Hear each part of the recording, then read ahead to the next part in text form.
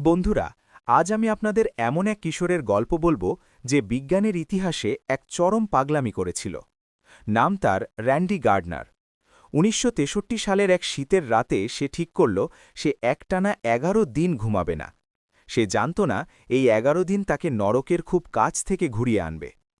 ১৭ বছরের র্যান্ডি আর তার দুই বন্ধু মিলে একটা সাধারণ সায়েন্স প্রজেক্ট হিসেবে এটা শুরু করেছিল। লক্ষ্য ছিল ২৬০ ঘণ্টার পুরনো রেকর্ড ভাঙা। তারা ভেবেছিল এটা খুব সহজ হবে, কিন্তু তৃতীয় দিন পার হতেই বোঝা গেল প্রকৃতি কারো সাথে মজা করে না। চতুর্থ দিনে র্যান্ডি প্রথমবার ভয় পেতে শুরু করলেন। তিনি দেয়ালে অদ্ভুত সব ছায়া দেখতে লাগলেন। তার মনে হচ্ছিল ঘরের আসবাবপত্রগুলো নড়ছে। তিনি একবার একটা ট্রাফিক সাইন দেখে চিৎকার করে বলেছিলেন, ওটা একটা মানুষ। তার মস্তিষ্ক তখন বাস্তব আর কল্পনা আলাদা করতে পারছিল না। যতই সময় যাচ্ছিল, র্যান্ডি ততই হিংস্র হয়ে উঠছিলেন। যে বন্ধুটি তাকে জাগিয়ে রাখার জন্য কফি দিচ্ছিল, র্যান্ডি তাকেই মারতে তেড়ে আসছিলেন। ঘুম না থাকা তার ভেতরের এক অন্য সত্তাকে বের করে আনছিল।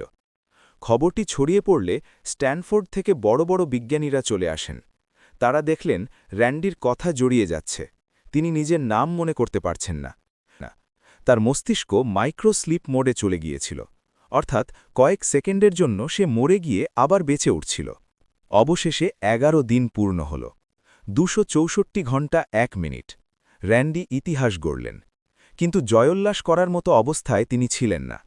তাকে দ্রুত হাসপাতালে নিয়ে যাওয়া হল।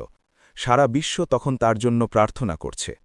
বিছানায় শোয়ানোর সাথে সাথে র্যান্ডির দেহ এক মুহূর্তের জন্য একদম শক্ত হয়ে গেল।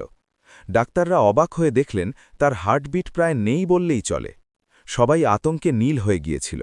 তবে কি সব শেষ? হঠাৎ তিনি চোখ মেললেন। ডাক্তারদের কবজি শক্ত করে ধরলেন। তবে তিনি হাসেননি। তার সেই চাউনি ছিল পাথরের মতো শীতল। তিনি শুধু ভিসফিস করে বলেছিলেন, আমি কি এখন ঘুমাতে পারি? সেই মুহূর্তে তার সেই চাউনি ডাক্তারদের হাড় কাঁপিয়ে দিয়েছিল। র্যান্ডি সেদিন একটানা ১৪ ঘণ্টা ঘুমিয়ে সুস্থ হয়েছিলেন। তবে জীবনের শেষ বছরগুলিতে তিনি ভয়াবহ অনিদ্রায় ভুগেছিলেন। গিনিস বুক এই রেকর্ডটি পরে ব্যান করে দেয়, কারণ মানুষের মস্তিষ্ক নিয়ে এই খেলা যে কারো মৃত্যু ডেকে আনতে পারে। আপনি কি এখনও মনে করেন ঘুম স্রেফ সময়ের অপচয়? কমেন্টে জানান।